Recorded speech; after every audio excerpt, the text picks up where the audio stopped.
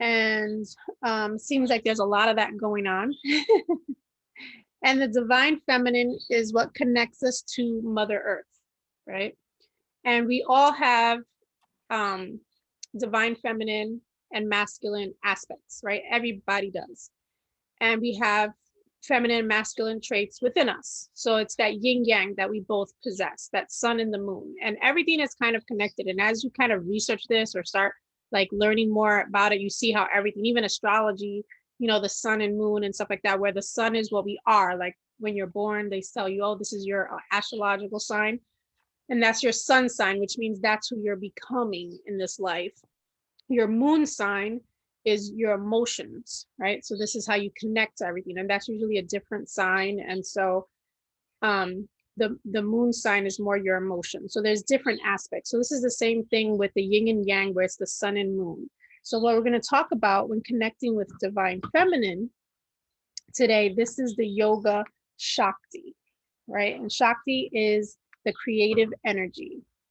And it's the grace of the divine feminine that lives within all of us. So this connects us with the power of prana. Prana is the word for breath. So it connects us with the power of our breath and our awareness. So when we awaken this power, we experience union of within ourselves with the universe. So this is what brings you into higher states of consciousness, broader perspectives, where you start to see how things are synchronistically, I can't even say that word, but it's connected. You see the synchronicities, you see the connection of everything in nature and in our lives and in the relationships we've had and the course and journey of our life, how everything is connected. So the key to this, the key to awakening Shakti is to become present and aware from moment to moment, which is what we've been doing and learning through meditation.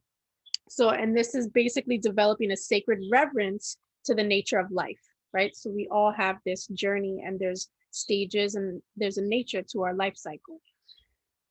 So only in silence can we hear that intuitive voice of Shakti. And the gifts are bringing us to a state of grace, a state of inner harmony, peace, love, abundance, wisdom, and pure awareness. So we're going to do some mantras this week and next week. And these mantras carry the force of Mother Earth and the energy of the sun and moon, fire and water. So this is our passion and our emotions, our desires, right? So it's the creative force within ourselves. And it holds an inner potential of divine light. It brings radiance to our emotions, our thoughts, our mind, our consciousness. So there's two mantras. They're called Cream and Shrim. That's what we're going to say. So Cream we're going to do next week. This is the prime mantra, and this draws in the grace of the divine feminine. So this vibrates at our heart energy, at our heart center, and it holds the consciousness of our empowerment, our compassion, our bliss, our deep state of love, and our divine grace. So this carries the solar energy of the sun, and it helps our physical and our emotional healing. And we're going to do that one next week. And I'm going to talk a little bit more in depth about this. I'm just kind of giving you a synopsis right now. And then we have Shrim, which is what we're going to do today. And Shrim is the auspicious mantra of the divine grace. So this basically resonates with more of nurturing ourselves and the feeling aspect of our heart, where our emotions lie. And this carries the energy of the moon, which is more subtle, more gentle, more flowing, which is what we're trying to do with our meditation practice. So when we chant this, this promotes kind of a feeling of well-being, happiness, love, and calmness. So it provides prosperity and blessings to us. And it's the calming effect on the mind and the emotions. So as you are chanting this, and we're going to chant this out loud, you should feel a deep state of calmness and rest within yourself. And this is basically allowing you the opportunity to surrender and allow the universe to unfold for you.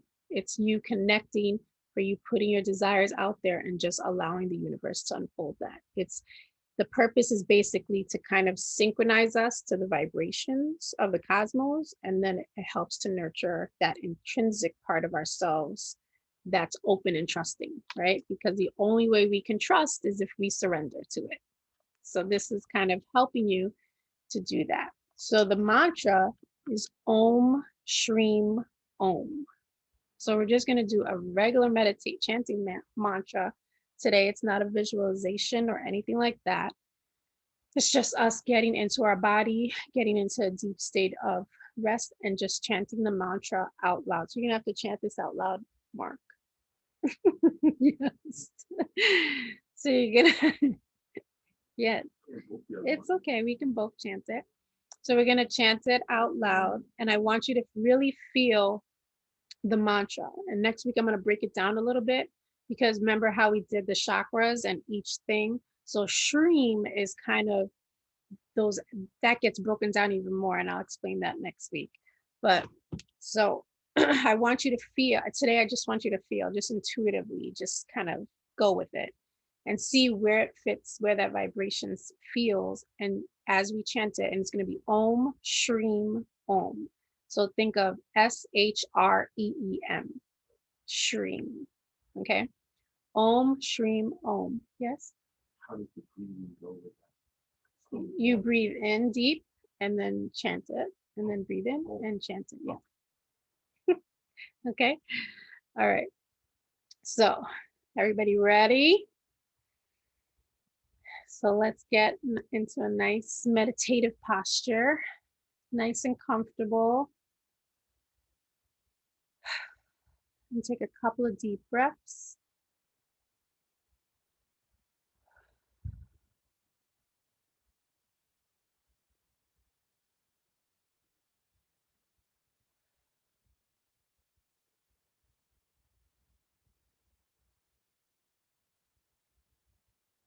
And as we drop our shoulders and drop the weight of today, release any energy that we're carrying and just be present and fully aware in this now moment.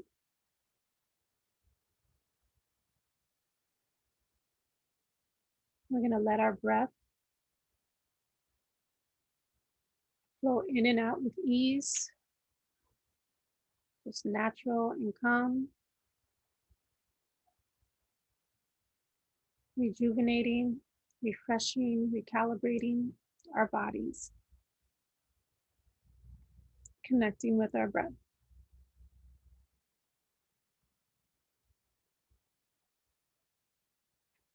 And as we feel our bodies settle down and our thoughts get a little quieter, we're just going to allow ourselves this moment to be observant, to allow our thoughts to float in and out.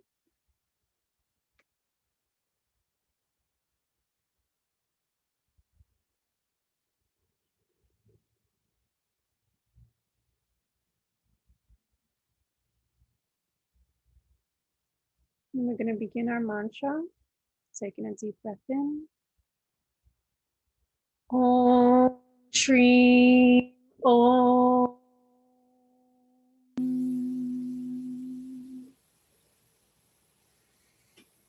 Om Shri Om.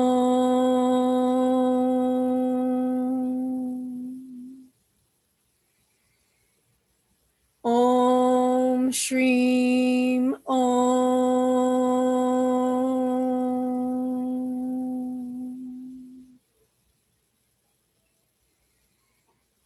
Om Shri Om.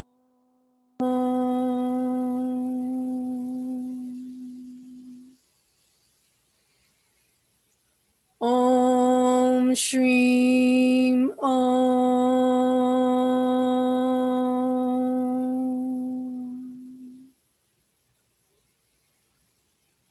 Om Shri Om.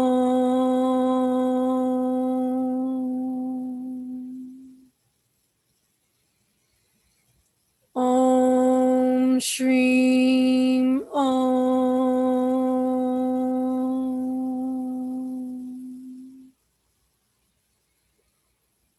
Om Shri Om.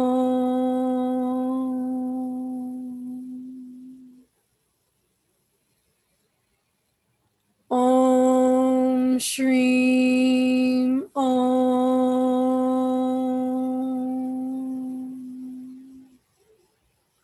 Continue to say it out loud. Allow it to take any form it takes.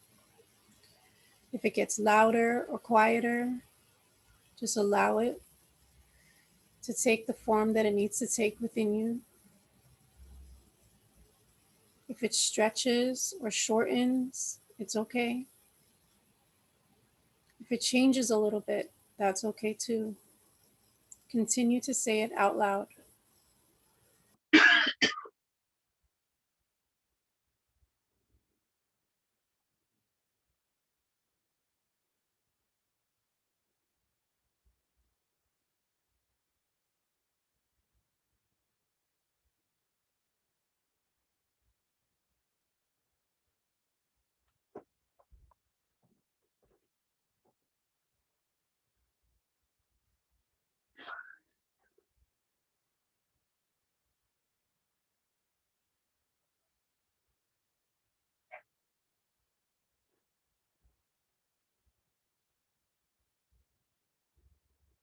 And now allow yourself to say it a little quieter, almost like a whisper.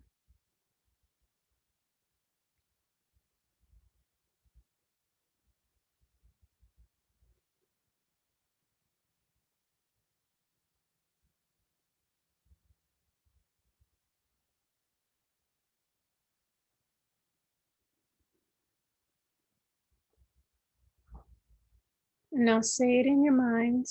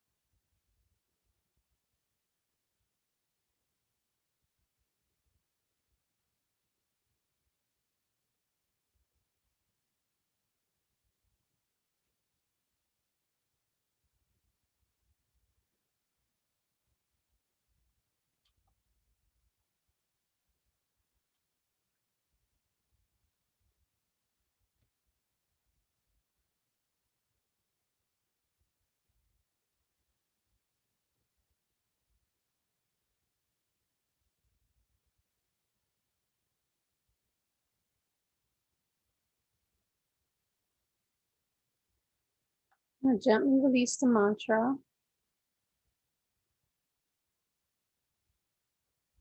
Take a couple of breaths, resting in your presence, resting in your your resting in your awareness, resting in your being.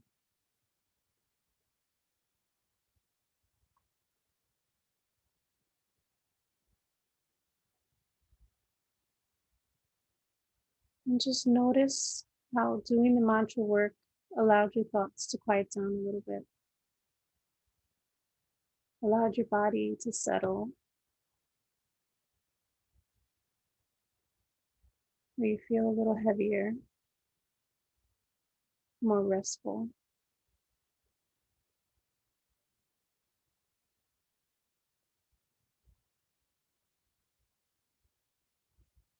And allow the energy work of that mantra to settle in our body and in our mind, invoking the divine feminine within us to nurture our heart, our soul, to connect us with our inner grace, to connect us with our inner wisdom and our intuition,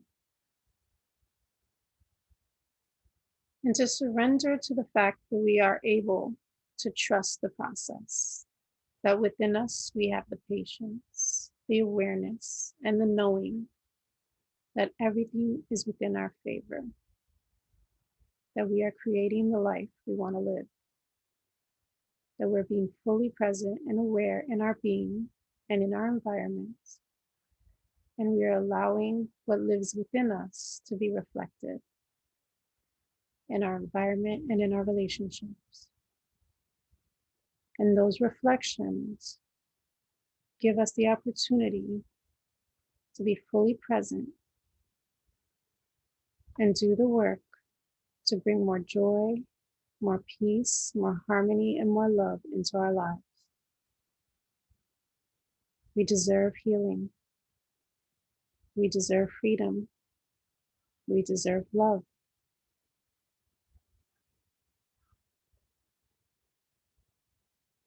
So moving forward with the divine feminine energy within us, we're moving forward with grace, with calmness, with awareness.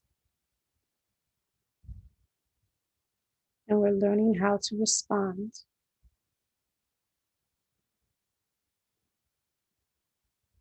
We are learning how to create. We are approaching this in a playful manner.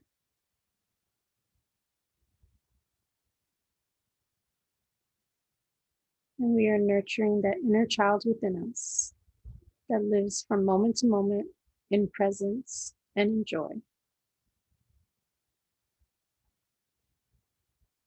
So bring yourself back into your body. Just slowly move a little bit. Bring your hands to your heart, bowing in gratitude for giving yourself this moment of reflection. And as we invoke the divine feminine within us, we allow her to show us what direction that we need to nurture ourselves. Namaste. So I had done some divine feminine work a couple of years back, and I was working with a coach, and she had a whole workshop.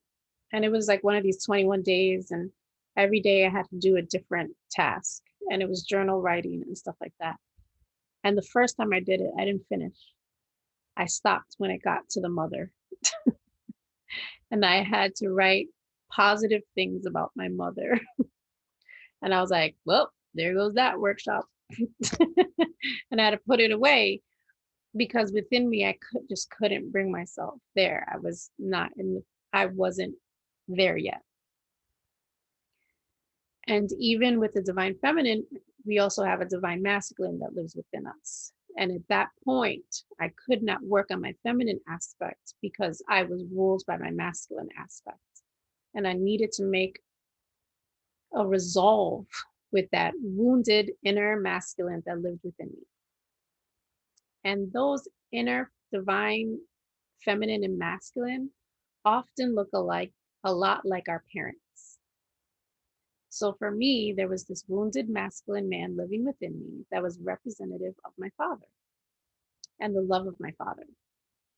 And so at that point, I couldn't continue with that workshop, that feminine workshop, because I needed to resolve my masculine aspect. I was living too much in my masculine, but I was living a wounded life. And so that was really hard for me. And so once I was able to resolve that, which was not till like a year later, then I was able to revisit that workshop and really sit there and start connecting with my feminine, because I needed for the masculine in me to do what a masculine energy is, where that is the provider, that is the protector, right? But the masculine energy also nurtures our heart and soul as well, but in a different way. Think of a father's love, or what we think a father's love should be, right? So those are the things that we need to do, because there's also this inner child within us. So there is this trinity where there's this divine masculine, this divine feminine, and this divine child that lives within our soul. And that is the course of our nature. This is where we're, as our life goes through, we're resolving these things, right?